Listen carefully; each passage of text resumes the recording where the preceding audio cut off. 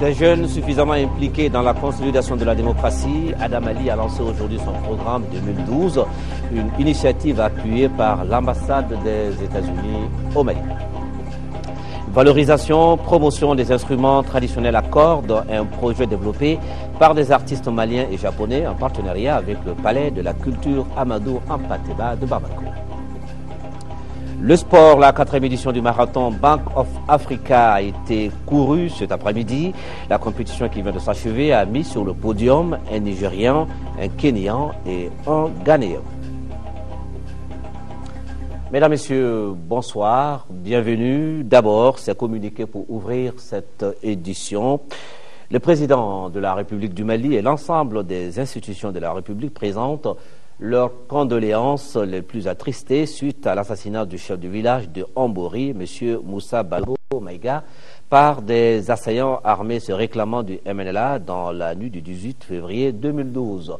Le gouvernement de la République du Mali prendra toutes les dispositions pour renforcer les capacités de protection de la localité et diligenter des poursuites pour la localisation et l'arrestation des coupables qui seront mis à la disposition des autorités judiciaires compétentes. Le gouvernement de la République du Mali invite l'ensemble des populations à la cohésion et surtout à éviter tout amalgame qui ne peut qu'altérer notre tissu social et faire le jeu des assaillants. Le ministre de la Défense et des anciens combattants qui informe l'opinion nationale et internationale que le samedi 18 février 2012, aux alentours de 12 heures, un groupe armé se réclamant du MNLA a attaqué la localité de Youarou dans la région de Mopti. Au cours de cette attaque, les assaillants se sont livrés à des actes de brigandage, de vol, de pillage et de destruction de biens publics et privés. Le même jour, aux alentours de 19h30, un groupe d'assaillants armés se réclamant toujours du MNLA a attaqué la localité de Ambori, région de Mopti. À Ambori, le groupe armé a froidement assassiné le chef du village, M. Moussa Balobo Maïga. Les assaillants ont procédé également à la destruction du bien public et privé, au saccage des édifices publics et ont terrorisé la population. Le ministre de la Défense et des anciens combattants informe par ailleurs l'opinion nationale et internationale que les forces armées et de sécurité contrôlent les localités du Ouarou et de Ambori. Le ministre de la Défense et des anciens combattants rassure les populations que les forces armées et de sécurité poursuivront leur mission de défense de l'intégrité territoriale et de sécurisation des personnes et de leurs biens sur l'ensemble du territoire national. Le ministre de l'Administration territoriale et des collectivités locales informe l'opinion nationale et internationale que dans la journée du 18 février 2012, aux alentours de 19h30, le chef de la chefferie traditionnelle du village de Ambori, région de Mopti, a été assassiné par des bandits armés se réclamant du MNLA. Le ministre de l'Administration territoriale et des collectivités locales, le président du Haut Conseil des collectivités territoriales, tous les élus, les chefs de village et de fractions, les autorités religieuses et traditionnelles présentent leurs condoléances les plus attristées à la famille de l'illustre disparu et prient pour le repos de son âme. Le président de la République, Amadou Toumani Touré, a reçu hier après-midi les participants à la 12e édition du Forum de Bamako. Ils étaient venus remettre au chef de l'État les conclusions de leurs travaux qui se sont achevés ce week-end. Durant 3 jours, chercheurs, universitaires, académiciens et autres acteurs ont débattu du thème central « Quel État pour l'Afrique au XXIe siècle ?» En recevant les conclusions du forum, le président de la République s'est réjoui de la tenue régulière de la rencontre, occasion pour le chef de l'État d'entretenir ses hôtes sur la situation sécuritaire dans le nord du pays. Amadou Toumani Touré a tenu à rassurer nos compatriotes que la crise au nord ne remettra nullement en cause la tenue des élections aux dates prévues. Bourama Traoré.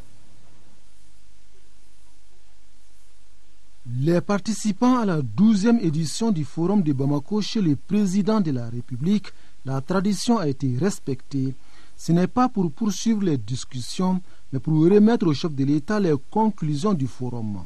Il en a tiré 3 conclusions.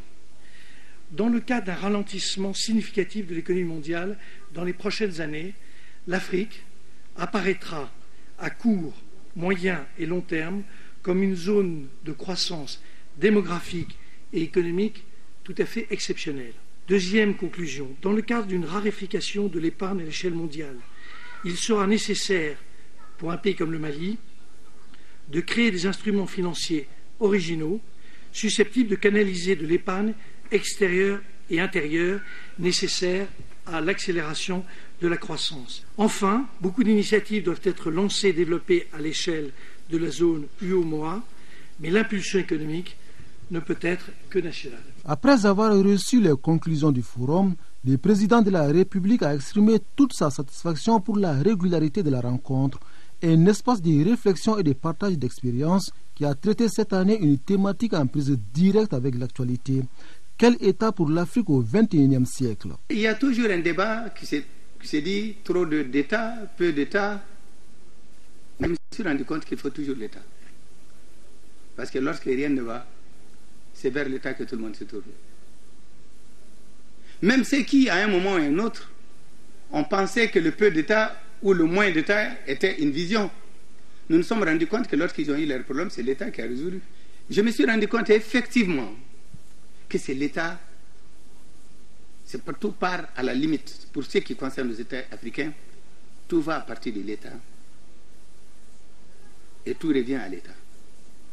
Même lorsque nous avons la pénurie alimentaire au simple, ou que les prix sont les plus élevés, un moment et un autre, c'est vers l'État qu'on se retourne. Et bien que l'État n'a aucune possibilité de réguler un marché qui est totalement libre. Lorsque c'est un problème de sécurité, c'est l'État. Outre cette question, le chef de l'État a échangé avec ses hôtes sur un autre sujet de l'heure, la situation sécuritaire dans le septentrion malien. D'entrée de jeu, le président Touré a condamné une fois de plus des attaques perpétrées par les groupes rebelles se réclamant du mouvement national pour la libération de l'Azawad. En tant que pays de démocratie, de fraternité et de solidarité, le Mali entend privilégier les dialogues pour la résolution du conflit. Le Mali sera ouvert pour la paix, mais pas pour n'importe quelle paix, ni pour n'importe quel dialogue. Nous sommes un pays démocrate. Je n'ai qu'une ambition. C'est pour cette raison que j'ai dit à l'armée, vous partez pour une mission fondamentale, la défense de l'intégrité totale de notre pays et la cohésion de l'unité nationale qu'il faut sauvegarder vaille que vaille.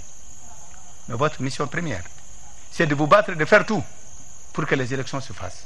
Concernant justement les élections de cette année, le chef de l'État est formel. Plus rien ne remettra en cause la tenue d'élections libres et transparentes sur l'ensemble du territoire national. Nous avons déjà l'habitude de faire des élections en pleine guerre. Et en cours de rébellion Touareg, encore c'était moi, malheureusement. En 1992, j'ai organisé des élections. Référendaires en janvier. En février, les municipalités. En mars, les législatives. En avril, les 2 tours des élections présidentielles. Nous avons obtenu les accords de paix le 11 avril 1992. Et c'est le 13 que nous avons eu le 2e tour des élections présidentielles au Mali. Donc nous sommes habitués à ça. J'ai dit ne faites pas la folie. Non. Quelle que soit la difficulté, il faut préserver les institutions de la République. Quelles que soient les difficultés, il faut que vous ayez un président bien élu, légal, qui a toute la légitimité. Les éclairages présidentiels ont duré 1 heure environ. 1 heure au cours de laquelle les participants au forum de Bamako auront compris tous les contours liés à la crise au nord, la volonté du chef de l'État de restaurer la cohésion sociale et les efforts consentis par le gouvernement pour développer cette partie du pays.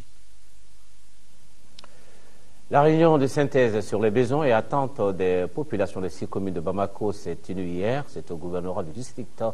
Le document présenté entre dans le cadre de l'élaboration du rapport annuel du Conseil économique, social et culturel Agali Ag Agissa. Cette traditionnelle rencontre annuelle permet aux membres du Conseil économique, social et culturel de faire la synthèse des besoins et attentes de la population du district de Bamako. Pour l'année 2012, les préoccupations sont nombreuses.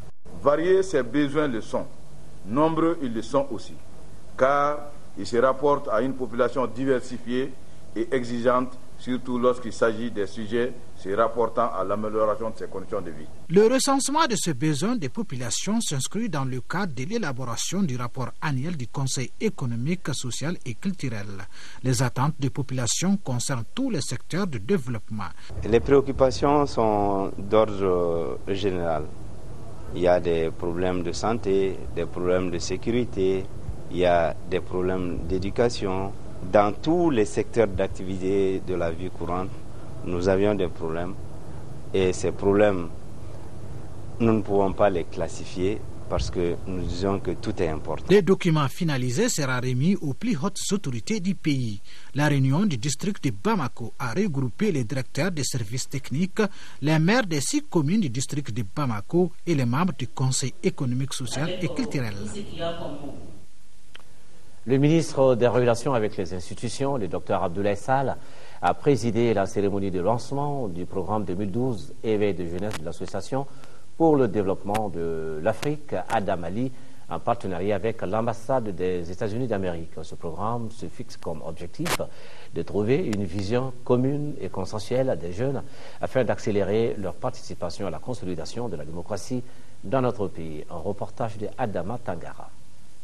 L'objectif du programme 2012 Éveil de jeunesse de l'Association pour le développement de l'Afrique à Damali, qui vient d'être lancé, est de trouver une vision commune et consensuelle des jeunes afin d'accélérer leur participation à la consolidation de la démocratie dans notre pays. De ce fait, à travers un atelier, les jeunes vont échanger sur des thématiques ayant trait à la gouvernance démocratique par les jeunes, les réformes constitutionnelles, la loi électorale. Le projet qui nous réunit s'insère dans le cadre du très important programme 2012 que notre association ADA s'est assignée, parce que tout simplement 2012 est une année pas comme les autres au Mali. 2012, une année électorale dans notre pays. Nous considérons cette année comme une année spéciale pour les États-Unis et le Mali dans leurs efforts de travailler en collaboration pour la construction et l'approfondissement de nos démocraties. Dans Mali, l'Association pour le développement de l'Afrique, à travers donc ce programme 2012 Éveil de jeunesse, s'assigne un rôle dans la promotion de la participation démocratique des jeunes. Mais notre vision, la vision est déjà connue. La vision, vous, votre vision, nous, notre vision. Notre vision, c'est notre hymne national. C'est dans cette hymne national qu'il est dit « Un peuple, un but, une foi ». C'est là-bas qu'on dit que les champs fleurissent d'espérance. Ces fleurs d'espérance, c'est qui? C'est vous, les jeunes. C'est là où on parle de l'unité africaine. La vision est connue. La vision, c'est 20, 25 ans. Mais si vous avez la vision, vous devez avoir ce qu'on appelle la dimension stratégique.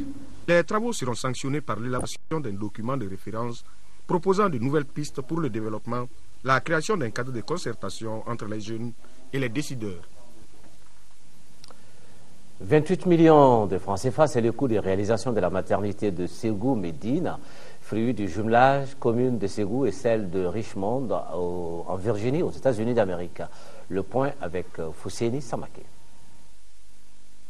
Une salle d'accouchement, une salle de garde, un bureau de médecin, un bureau de sage-femme, un laboratoire, un bloc de 10 latrines pour un coût total de 28 millions de francs CFA. C'est le fruit du jumelage entre la commune de Ségou et celle de Richmond en Virginie aux États-Unis. Ce joyau architectural a été inauguré par le ministre délégué à la décentralisation David Sagara en présence des responsables du jumelage de Richmond, les autorités et les acteurs de la santé de la capitale de Balanzan. Toutes choses qui contribueront à l'amélioration des conditions sanitaires des populations et lutter contre la pauvreté. La maternité que nous inaugurons aujourd'hui est le fruit de la coopération décentralisée entre la ville de Richmond aux États-Unis et la commune urbaine de Ségou au Mali. Je voudrais, au nom des populations bénéficiaires, leur dire combien notre satisfaction est grande en ce jour. Au fur et à mesure que les finances le permettent, nous comptons équiper le laboratoire pour que les femmes enceintes n'aient pas à se déplacer pour avoir des soins prénataux et pour que les diabétiques puissent être soignés sur place. Ce partenariat répond à l'une des priorités du gouvernement malien dans le domaine de la santé. Ce qu'on vient de voir, ça contribue largement à l'atteinte des objectifs, n'est-ce pas, assignés au niveau de notre cadre stratégique de lutte contre la pauvreté et aussi à notre cadre stratégique d'accélération de la croissance au Mali. Il ne s'agit pas de faire seulement des bâtiments, mais aussi de participer, de venir contribuer au fonctionnement, de voir qu'est-ce qu'il faut faire au niveau, quelles sont les contraintes qui sont liées, n'est-ce pas, au bon fonctionnement, pour que la pérennisation, pour que tous ceux qui sont investis reconnaissent que vraiment il était pertinent de faire ce centre de santé en lieu et place ici. Notons que la convention de jumelage entre Ségou et Richmond a été signée en octobre 2009 et prend en compte les domaines comme la culture, la santé, l'éducation, le commerce et la création de nouvelles entreprises. L'ADEMA PACJ vient de tenir à Tombouctou sa conférence régionale. Les délégués sont venus des 5 cercles de la région. C'était pour partager et échanger. Et sur la vie du parti, la rencontre a également enregistré l'adhésion de nouveaux militants. Correspondance Moussa Fane. Cette conférence du Parti africain pour la solidarité et la justice ADEMA PACJ à Tombouctou est placée sous les signes de la cohésion et de l'unité nationale. Les militants, sympathisants et les délégués venus des différentes localités de la région ont abordé les aspects liés à l'animation du parti sur le terrain. Nous avons reçu l'adhésion de beaucoup de militants d'autres partis, des secrétaires généraux, des maires, des conseillers communaux d'autres partis qui nous ont rejoints.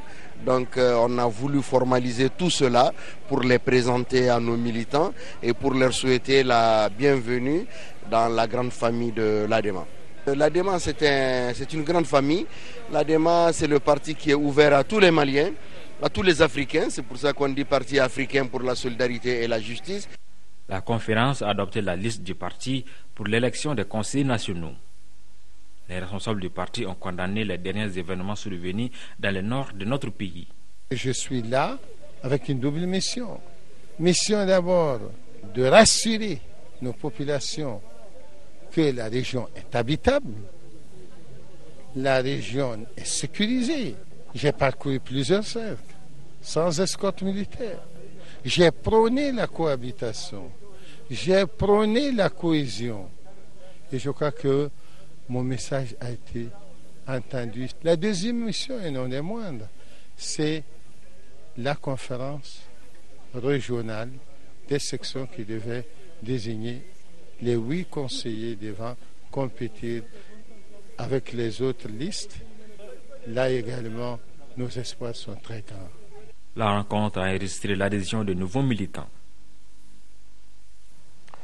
Et puis, ce communiqué de presse du comité exécutif de l'ADEMA PACJ, communiqué qui vient de nous parvenir et dans lequel le comité exécutif de l'ADEMA PACJ déclare avoir appris avec stupéfaction et indignation l'assassinat crapuleux du chef traditionnel et patriarche de Ambori, à la personne de Moussa Balobo Maïga, âgé de 77 ans, par des personnes non identifiées. Le comité exécutif de l'ADEMA PACJ poursuit le communiqué, condamne énergiquement cet acte barbare sur la personne d'un homme, symbole de toute une communauté, mais de tout un peuple. Cet acte ne peut être l'œuvre que de personnes sans scrupules ni morale. Le comité exécutif exprime à la famille Balobo, la population de Ambori, de Gao, de Douanza, de Mopti et de tout le Mali ses condoléances les plus attristées et le soutien de l'ensemble des militants et sympathisants de l'ADEMA PACJ.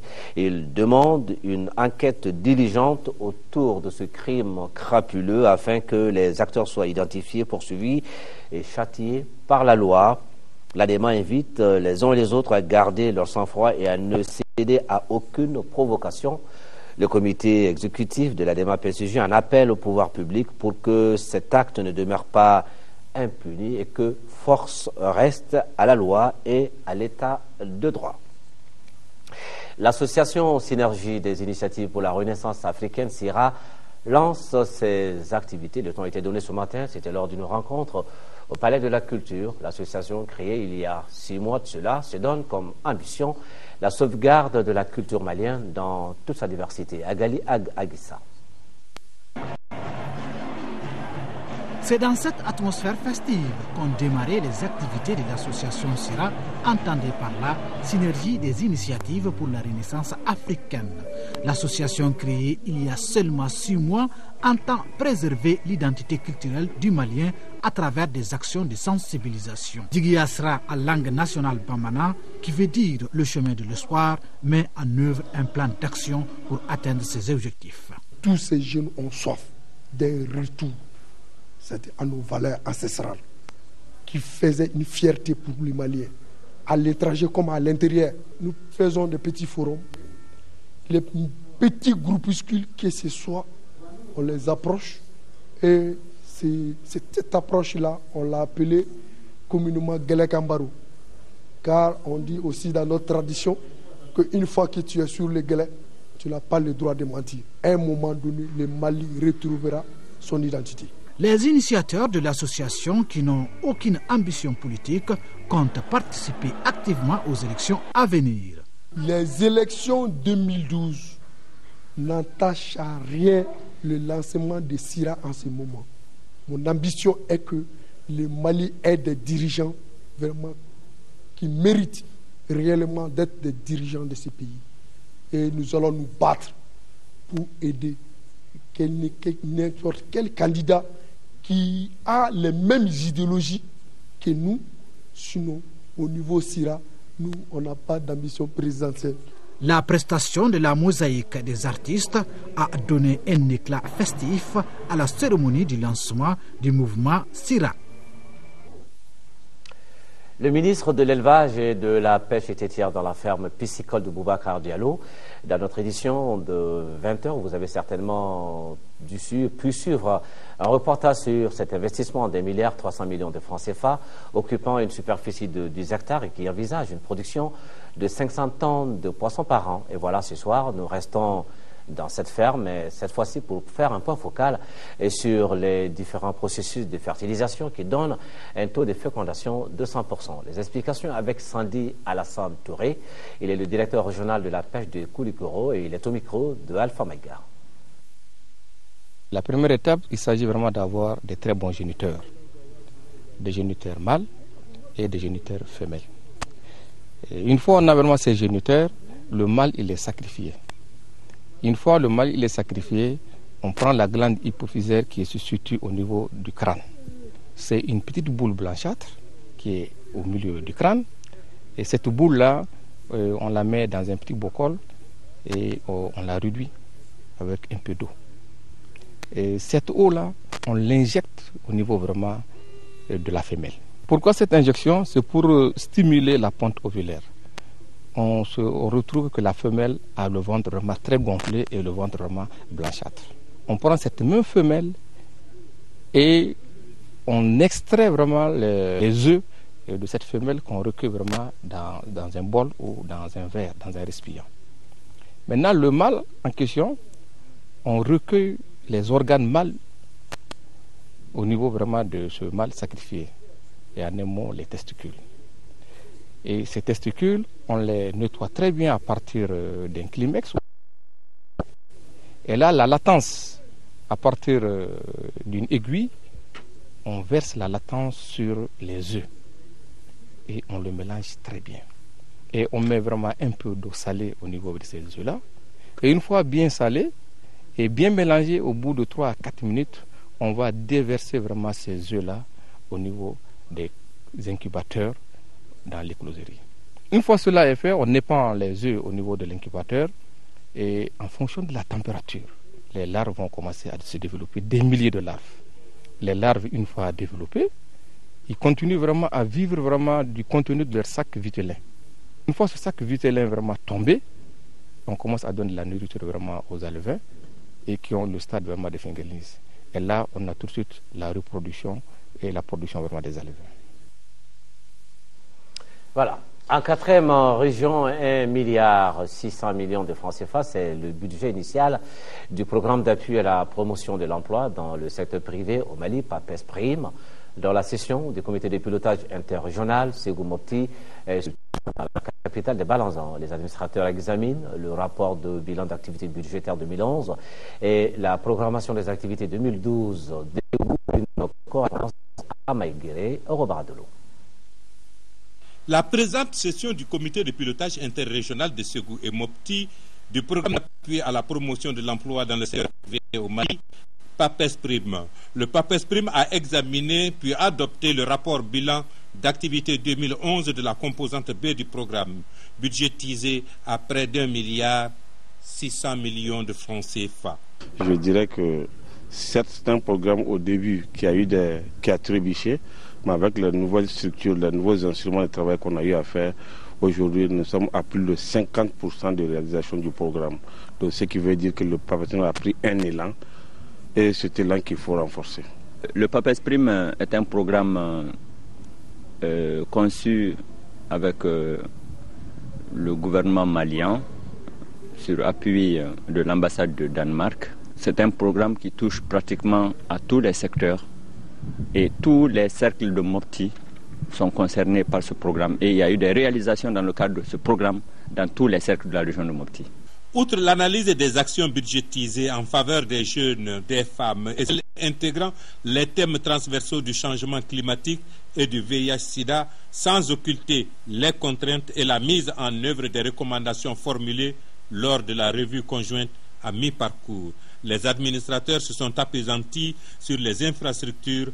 Au regard de la place du PAPES Prime dans nos efforts de réduction de la pauvreté dans nos régions, je vous invite à des débats fructueux, responsables et constructifs, visant à améliorer l'efficacité et l'efficience de la composante B du PAPES Prime. Aux présentes assises succède à Ségou un atelier de validation d'une étude sur les centres de formation professionnelle et du document portant manuel de procédure révisé du programme. La représentante du programme alimentaire mondial, Nancy Walker, était cette semaine en visite dans la région de Mopti. Elle était venue apprécier le niveau des activités du PAM et échanger avec plusieurs sensibilités sur l'opération d'urgence alimentaire du programme alimentaire mondial suite aux mauvaises récoltes de cette année dans notre pays. Jules Sambou Sissoko. Pour sa première visite dans la région de Mopti, la représentante du programme alimentaire mondial PAM au Mali, Nancy Walker, voulait justement s'imprégner du niveau des activités et par la même veine rencontrer les autorités administratives et politiques locales ainsi que les partenaires du PAM autour de l'opération d'urgence alimentaire suite aux mauvaises récoltes enregistrées cette année. On est venu un peu pour voir comment on peut augmenter notre assistance maintenant pour faire face à cette situation. Le programme alimentaire mondial aide maintenant avec les cantines scolaires. On travaille beaucoup avec le service du ministère de l'Éducation. Le PAM a l'intention en fait d'augmenter notre assistance cette année. Normalement, on touche à peu près 330 000 de bénéficiaires dans le pays. Cette année, on va augmenter jusqu'à 1 100 000. Du cercle de Mopti au cercle de Bankas, en passant par celui de Banyangara, Nancy Walker s'est rendue précisément au village de Bandjougou où le PAM a accéléré l'opérationnalisation de la cantine scolaire. Le programme a également doté la localité des moulins dont les recettes servent à aider l'école fondamentale publique. Ici, le besoin premier s'appelle un point d'eau à proximité de l'école. À Logo Bankas, Mme Walker a échangé avec une coopérative de femmes qui fournit le PAM en céréales destiné aux écoles à cantine. Le magasin central du PAM à Séwaré, d'une capacité de 1500 tonnes, a reçu la visite de Nancy Walker, laquelle n'a pas manqué de visiter plusieurs structures qui bénéficient de l'accompagnement du PAM. On retient volontiers le programme conjoint Nutrition et Sécurité Alimentaire, l'URENI au CSRF de Maniagara et l'ONG Yaktou dans le cadre du programme Fund for Work, travail contre nourriture pour fixer les bras valides. Et nous restons en 5e région avec la fin des travaux de la formation de l'exercice Atlas Accord 2012. Ils sont au total 200 militaires maliens, 150 américains et 24 observateurs venant du Sénégal, de l'Algérie, de l'Ouganda, du Canada, du Burkina Faso et de la Tunisie. Aminata Touré. Cet exercice multinational Atlas Accord 2012 Sévaré qui vient de prendre fin à l'aérodrome militaire de la base aérienne 102 de la région aérienne numéro 2 de Sévaré a été l'occasion pour les forces de défense maliennes et des autres pays participants de renforcer leurs capacités logistiques pour le réapprovisionnement dans les zones éloignées, le conditionnement et le largage d'un colis, notamment les munitions, médicaments et l'alimentation à une troupe en difficulté. Cet exercice nous a beaucoup appris. Surtout, vous voyez vous-même le déploiement du matériel et tous les aéronefs qui ont participé à cet exercice. C'est un atout à mettre en valeur pour les opérations futures et aussi pour, on ne le souhaite pas, pour des sinistres qui pourraient arriver, on pourrait apporter du soutien par les airs. Dans leurs allocutions, le colonel Sanders, directeur de l'exercice Atlas Accord et l'ambassadrice des États-Unis au Mali ont mis l'accent sur les liens de coopération entre les forces armées des États-Unis, du Mali et des autres pays participants. Les efforts pour promouvoir la sécurité dans la région du Sahel reposent non pas seulement sur une forte collaboration militaire, mais aussi sur l'appui au développement de base dans les domaines tels que l'accès à une éducation de qualité, la lutte contre les maladies, le développement de la croissance économique et le respect de la démocratie et des droits de l'homme. Selon le chef d'état-major de l'armée de l'air, le général de brigade aérienne Mamadou Togola, cet exercice Atlas Accord 2012 s'est exécuté dans une synergie de sécurisation et d'atténuation des crises. Je ne saurais conclure sans réaffirmer mes vifs remerciements à l'endroit de l'armée américaine qui nous a accordé sa confiance pour l'organisation de cet exercice avec la donation de lots importants de médicaments à l'armée malienne. La remise des cadeaux de part et d'autre a sanctionné cette cérémonie de clôture. Éclairer l'opinion publique sur les actions et dispositions entreprises par l'Université des sciences juridiques et publiques en vue de la rentrée universitaire 2011-2012. C'est à cet exercice que s'adonnaient les responsables de cette université à travers une conférence de presse qu'ils ont animée ce matin. Amadou Ouattara. Un mois après la reprise officielle des cours au niveau universitaire, l'Université des sciences juridiques et politiques qui vient de boucler l'élaboration des listes définitives des étudiants fait le point. Et pour partager ces informations avec les acteurs et partenaires, elle a organisé cette conférence de presse. Notre université n'est pas en reste, puisque nous avons eu à faire notre rentrée inaugurale et aussi nous avons eu à faire la rentrée de nos premières années. Il y a eu un travail fastidieux qui a été mené par les responsables de l'Université des sciences juridiques et politiques. Je veux parler, n'est-ce pas, des responsables des facultés, et ce travail est remonté au niveau, n'est-ce pas, du rectorat. Après avoir écouté attentivement les conférenciers, les confrères ont surtout porté les débats sur l'insuffisance ou le manque du personnel enseignant, la gestion des effectifs pléthoriques des étudiants et les conditions d'inscription des étudiants. Les chiffres que je vous ai donnés prennent en compte les étudiants régulièrement inscrits. Maintenant, pour ceux qui ne sont pas inscrits, ils sont 1931. 1931, donc venant du CSB, qui ne se sont pas inscrits l'année dernière. Dans toutes les structures, à l'époque, qu'il s'agisse de la FJP, de la Flash, du CSB, de la FM Post, de la FAST, de l'IUG, il y avait, puisque le problème était là, donc les inscriptions qui ont traîné. L'Université des sciences juridiques et politiques, faut-il le rappeler, doit son existence à la suite de la scission de l'Université de Bamako en 4 universités thématiques. La Fondation Volkswagen, en collaboration avec Point Sud, a lancé hier son tout nouveau programme de recherche post-doctorale au Mali. Ce programme qui s'étendra sur 6 ans entend donc développer des initiatives de recherche à partir des réalités africaines qui prennent en compte les préoccupations du continent tout en donnant une chance aux jeunes docteurs d'approfondir leur connaissance dans le domaine de la recherche. Nous vous proposons d'écouter le professeur Mamadou Diawara. Il est le coordinateur du programme post-doctoral de la Fondation Volkswagen. Il est au micro de Abdrahman Maïga. C'est un programme de recherche postdoctorale qui réunit ici des chercheurs confirmés ou des jeunes chercheurs du niveau postdoctoral dans tous les cas et qui compétissent pour obtenir une bourse de recherche sur 3 ans une bourse très importante et très demandée. Et donc pour les 3 années à venir, nous commençons donc avec les premiers candidats qui vont faire partie du premier contingent de 3 ans, et ensuite il y aura 3 autres années. Donc 6 ans de recherche postdoctorale qui viennent justement s'ajouter au programme doctoral qui a été financé depuis 2007 et qui a été lancé ici à Bamako en novembre 2007 avec Point Sud.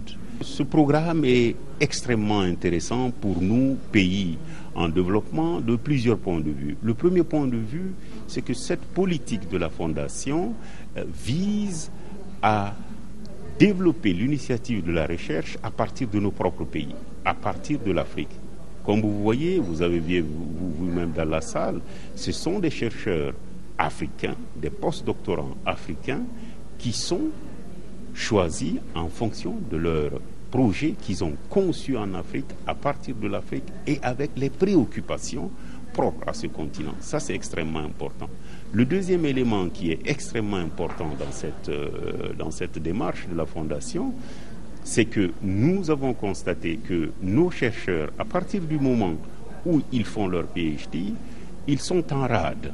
Et on ne sait pas très bien, comme jeune PhD, comme jeune diplômé d'un doctorat, n'est-ce pas? On ne sait pas en général ce qu'on fait. Alors maintenant, le travail que veut faire la Fondation, c'est de donner une chance à ces jeunes chercheurs de s'établir comme chercheurs et de commencer et d'approfondir une carrière de chercheur.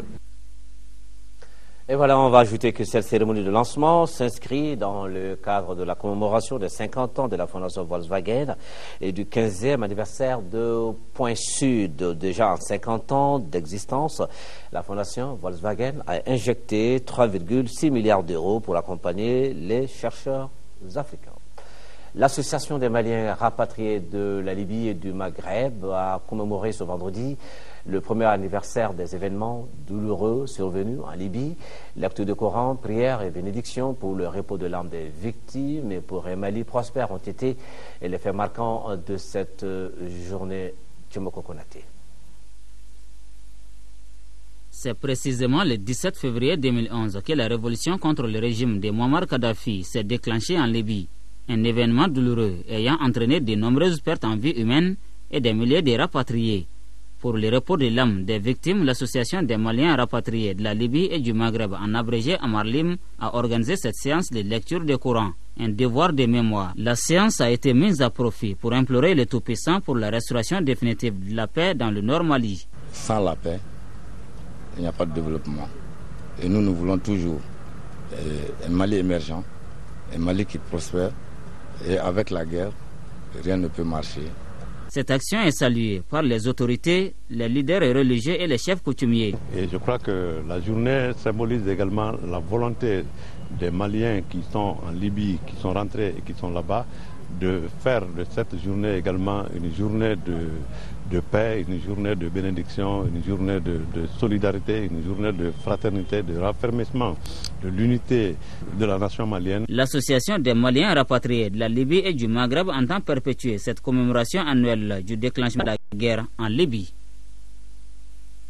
L'Assemblée régionale de Caille, en partenariat avec la région Île-de-France, a organisé ce samedi un forum économique. Le thème retenu était « Quelle place pour les régions face à la globalisation ?» D'éminents économistes et spécialistes ont entretenu les participants sur les questions de développement de la région de Caille. Correspondance Idrissa Goulou Sissoko. En marge du Festival international Soninké, l'Assemblée régionale de Caille, en partenariat avec la région Île-de-France, a initié ce forum économique en vue de débattre des questions de développement et les opportunités d'affaires pour la diaspora. 3 thèmes majeurs ont été développés, à savoir quelles perspectives pour capitaliser la circulation des richesses entre les composantes sociales, locales, régionales, nationales et continentales, entre éthique sociale et logique industrie, stratégie de développement régional, défis et opportunités, environnement et héritage culturel comme support de gestion du développement régional. La région Île-de-France entretient une coopération depuis plus de 10 années entre l'Assemblée régionale de Caille et le Conseil régional d'Île-de-France, qui porte sur un certain nombre de secteurs, à la fois sur l'éducation, à la fois sur l'élevage, à la fois sur le développement économique et sur la culture et donc le soutien au festival Soniké. Il faut savoir que c'est un partenariat qui vise à renforcer l'Assemblée régionale de Caille. Nous sommes dans un partenariat où notre partenaire est l'Assemblée régionale de Caille qui détermine ses priorités. Et l'une des priorités de l'Assemblée régionale de Caille, ça a été de mettre le paquet sur la culture pour cette année, donc à travers le FISO, mais aussi sur l'organisation du forum économique qui est, disons-le très clairement, un enjeu pour l'Afrique, un enjeu pour le Mali, un enjeu pour Caille. La région de Caille dispose d'un large éventail de ressources qui constituent chacune des opportunités d'investissement. Notre souhait à tous ici est de pouvoir attirer les investisseurs pour valoriser ce potentiel et contribuer à l'édification d'une économie forte. Au sortir du forum, les panélistes et les participants étaient tous d'accord qu'il existe des potentialités qu'il faut exploiter en termes concrets pour amorcer le développement de la région. Au Palais de la Culture Amadou Hampâté-Bâ se tenait hier ce qu'on appelle la première rencontre internationale d'instruments à cordes. C'était entre artistes maliens et japonais. Ce projet est une initiative de l'association TEP Kuma et qui veut dire tout pour l'expansion et la promotion de la culture malienne en collaboration avec le Palais de la Culture de Bamako. Il s'agit donc, à travers cette manifestation, de valoriser et promouvoir les instruments traditionnels à cordes du Mali. Et d'ailleurs, pour plus de précision, nous suivons ce reportage de Modibo Soirée. Cette rencontre internationale à cordes se veut un espace d'échange entre les professionnels des instruments traditionnels à cordes du monde. Ce premier rendez-vous boucle ainsi un atelier de formation et d'initiation de 2 semaines de jeunes instrumentistes japonais Ngoni à la kora, bref à divers instruments à base de cordes. L'événement est initié par l'association TEP Kuma qui veut dire tout pour l'expansion et la promotion de la culture malienne. Une structure dirigée par le guitariste malien Mamadou Doumbia, chef d'orchestre du groupe Mandeka, une formation musicale basée à Tokyo, au Japon. En tant que musicien, en tant que joueur d'instruments à cordes, partout où on joue, notre son est étouffé par les gros sons des autres instruments. C'est pourquoi on a décidé de créer une place pour ces instruments à cordes. Pas seulement à cordes, mais les instruments mélodiques. Il y a la kora, il y a le ngoni, il y a le soku, il y a le soku et puis il y a le kamalengoni. Des prestations musicales et autres échanges culturels étaient au menu de cette soirée inédite entre Japonais et Maliens. Une séquence soutenue par la prestation du groupe Ngoniba Junior sous la direction de Basekou Kouyaté ainsi que le passage de Samba Diallo et son groupe. Un des temps forts de la manifestation était sans doute la prestation des jeunes stagiaires japonais interprétant des classiques et autres chansons séculaires du Mali.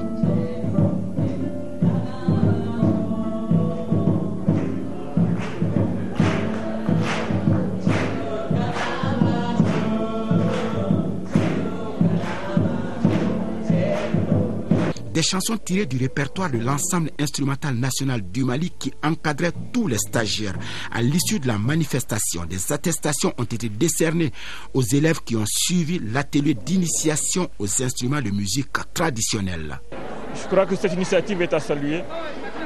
Il faudrait tout faire pour que le festival puisse aboutir et permettre aux Maliens de mieux connaître leur propre musique pour que d'autres également continuent à l'apprécier avec nous. Les organisateurs de cette rencontre culturelle entendent dans les années à venir transformer la manifestation en un véritable festival international des instruments à cordes du monde. Très belle initiative. On va rester dans la dimension art, culture de ce journal avec les comédiens de la troupe d'eau qui interpellent, eux, les candidats à la présidentielle sur la crise scolaire. Dans une pièce de théâtre jouée en 3 séquences, les acteurs font part de leur inquiétude sur les conditions d'études des élèves et étudiants maliens. Pour eux, le mal de l'école doit figurer en tête de la liste des programmes de société des candidats en lice pour le pouvoir en 2012. À l'Institut national des arts, plusieurs spectateurs ont aimé le spectacle, parmi eux Aboubakar Maïga, notre reporter. Parmi les multiples moyens de communication et de sensibilisation, la troupe d'eau a choisi le théâtre qu'elle sait mieux faire pour attirer l'attention des partis politiques sur la crise scolaire, un problème que les comédiens jugent autant prioritaire que la crise du Nord. C'est pourquoi ils vont jusqu'à formuler 6 propositions de sortie de crise, interprétées sous forme de conventions destinées aux candidats qui les inviteront à voter pour eux. Crise! Crise! Crise! Il faut appeler les futurs candidats, autrement dit le futur président de la République du Mali, à nous dire si réellement il a inséré l'école en priorité. Parce qu'aujourd'hui, le problème du Nord a offusqué un peu cette question et d'autres. Mais dans la réalité, le problème primordial que le Mali doit gérer aujourd'hui, c'est l'école. 15 formations politiques étaient attendues à ces spectacles pour donner leur point de vue sur les phénomènes, mais malheureusement aucun parti n'était présent dans la salle. Ils n'étaient pas dans cette salle-là, c'est malheureux. C'était une opportunité pour ces partis-là de pouvoir réaffirmer ça devant le public. Parce qu'ils sont redevables de ce public-là. Ce public-là, c'est le public des contribuables. L'argent que les partis politiques reçoivent, c'est ça, c'est ces contribuables-là. Ce sont ces Maliens-là qui les payent. Donc quand ces Maliens vous appellent, vous devez venir.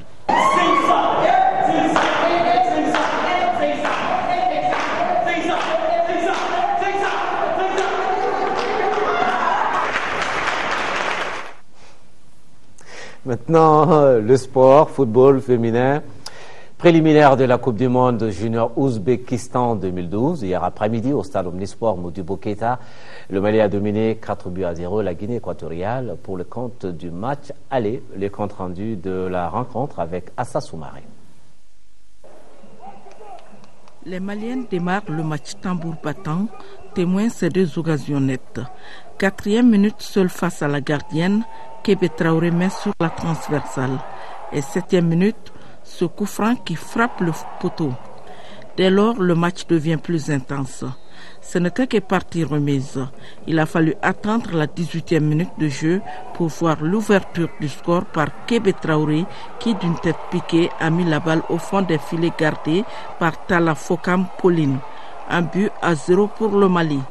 15 minutes plus tard, Salimata Diarra, sur un coup franc magistralement botté, porte le score à 2 pour le Mali. C'est ce qui nous amène à la pause.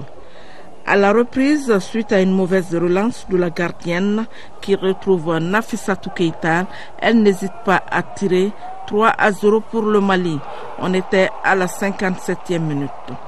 74e minute, dans un cafouillage monstre, Khadija Kolo Diarra signe le 4e but.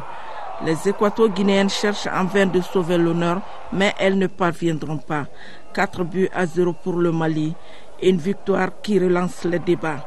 Le match s'est très bien passé. Comme vous l'avez vu, mon équipe était un peu plus fort par rapport à l'autre équipe.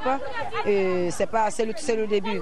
Nous allons toujours essayer de serrer la ceinture et de travailler encore beaucoup plus pour pouvoir bien préparer le match retour.